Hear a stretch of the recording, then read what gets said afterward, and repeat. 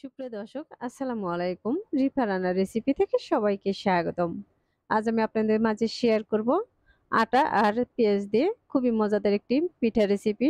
এই পিঠাটি খাওয়ার জন্য কিন্তু কোনো রকম ডাল, সবজি বা ডিমের প্রয়োজন হবে না। এই পিঠাটা কিন্তু এমনিই খাওয়া যাবে। আর আপনারা চাইলে কিন্তু ব্রেকফাস্টে অথবা ডিনারেও খেতে পারেন। আশা করছি আমার আজকের এই রেসিপিটিও আপনাদের কাছে অনেক ভালো লাগবে। রেসিপি ভালো লাগলে ভিডিওতে অবশ্যই একটি লাইক দিয়ে শেয়ার করার অনুরোধ রইল। আর রেসিপিটি কেমন হয়েছে তা আমাকে কমেন্টে লিখে জানাবেন। আমার চ্যানেলটি এখনো সাবস্ক্রাইব করে না থাকলে চ্যানেলটি সাবস্ক্রাইব করার অনুরোধ রইল। তাহলে আর কথা না বাড়িয়ে চলুন মূল রেসিপিটি একবার দেখে নেই।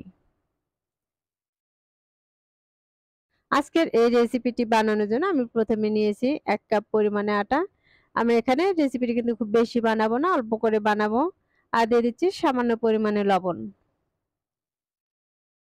লবণটাকে আমি আটার সাথে একটু মিশিয়ে নিচ্ছি।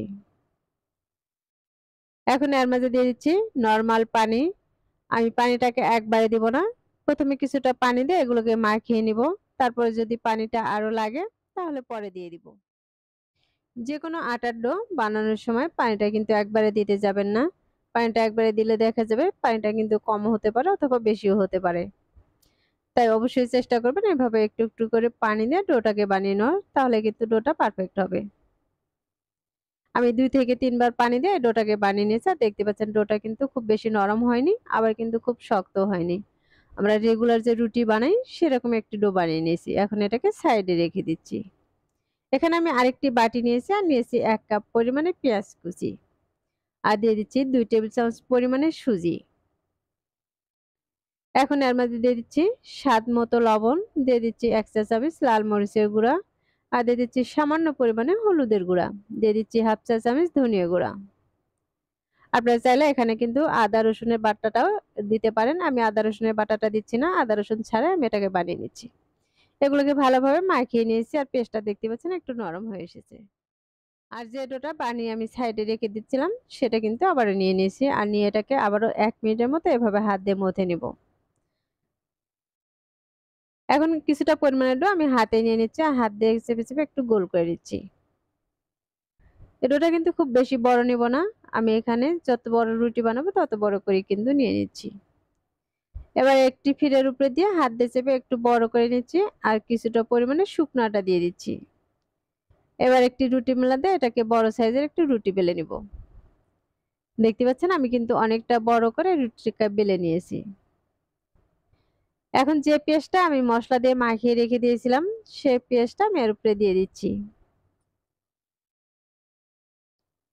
দেখতে পাচ্ছেন আমি কতটুকু পেঁয়াজ দিয়েছি আর পেঁয়াজটা কিন্তু চতুর্দিকে খুব সুন্দর করে ছড়িয়ে নিয়েছি।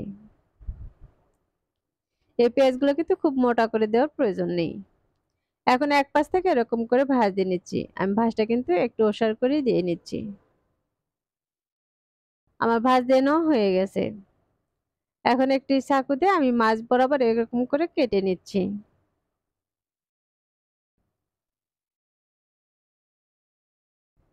আর এক সাইডের অংশ নিয়ে আমি এরকম করে পেঁচে নিচ্ছি। দেখতে পাচ্ছেন আমি কিন্তু জিলাপির মতো করে এরকম করে প্যাঁচ দিয়ে নিচ্ছি। আর এরপরে কিছুটা পরিমাণে আবারও শুকনো আটা ছড়িয়ে দিচ্ছি। দিয়ে এটাকে রুটি বেলে নিব। এই রুটিটা কিন্তু খুব বেশি পাতলা বানাবো না, আবার কিন্তু খুব বেশি মোটাও বানাবো না।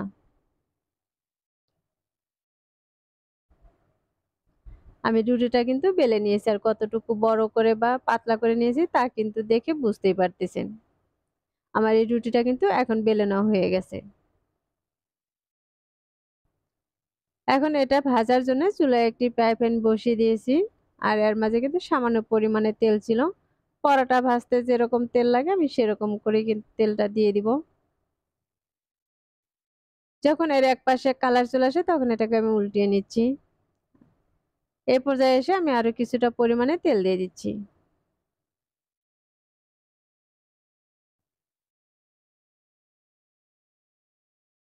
আপনারা চাইলে কিন্তু তেল ছাড়াও এই রুটিটা বানিয়ে খেতে পারেন। কিন্তু তেল দিলে দেখা যায় খেতে কিন্তু আরো বেশি ভালো লাগে।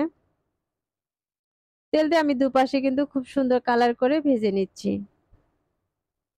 আমার এই পর্যায়ে এটা ভাজা হয়ে গেছে আর ভাজার পর দেখে কিন্তু বুঝতেই পারতেছেন মাশাআল্লাহ এটা কিন্তু খুবই লোভনীয় হয়েছে। আর এই একইভাবে কিন্তু সবগুলো ভেজে আমি উঠিয়ে নিচ্ছি।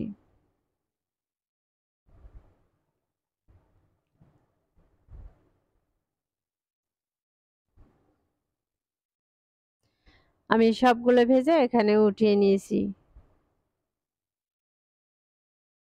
এবার এখান থেকে কিন্তু আমি একটি ছিঁড়েও আপনাদেরকে দেখিয়ে দিচ্ছি এটা কতটা সুন্দর হয়েছে।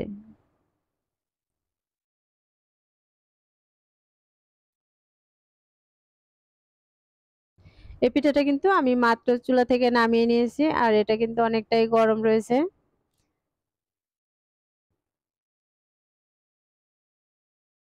এভাবে যদি পরোটাগুলো বানানো হয় তাহলে দেখবেন আলাদা করে কিন্তু আর ডাল বা সবজির প্রয়োজন হবে না।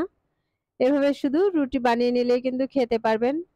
তাহলে দর্শক আশা করছি আমার আজকের এই রেসিপিটিও আপনাদের কাছে খুবই ভালো লেগেছে আর সহজও লেগেছে। রেসিপিটি ভালো লাগলে ভিডিওতে অবশ্যই একটি লাইক দিয়ে শেয়ার করার অনুরোধ রইল। আর রেসিপিটি বাসায় অবশ্যই একবার ট্রাই করবেন। আর আপনাদের কাছে এই পরোটাটি কেমন লেগেছে তা আমাকে কমেন্টে লিখে জানাবেন। আমার চ্যানেলটি এখনো সাবস্ক্রাইব করে না থাকলে চ্যানেলটি সাবস্ক্রাইব করে পাশে থাকা বেল আইকনটি অন করে রাখবেন। তাহলে আমার প্রতিদিনের নতুন নতুন রেসিপিগুলো সবার আগে আপনার কাছে পৌঁছে যাবে। তাহলে আর কথা না বাড়িয়ে আজকের মতো এখানেই বিদায় নিচ্ছি। সবাই ভালো থাকবেন, সুস্থ থাকবেন আর আমার নিয়মিত রেসিপির সাথেই থাকবেন। আল্লাহ হাফেজ।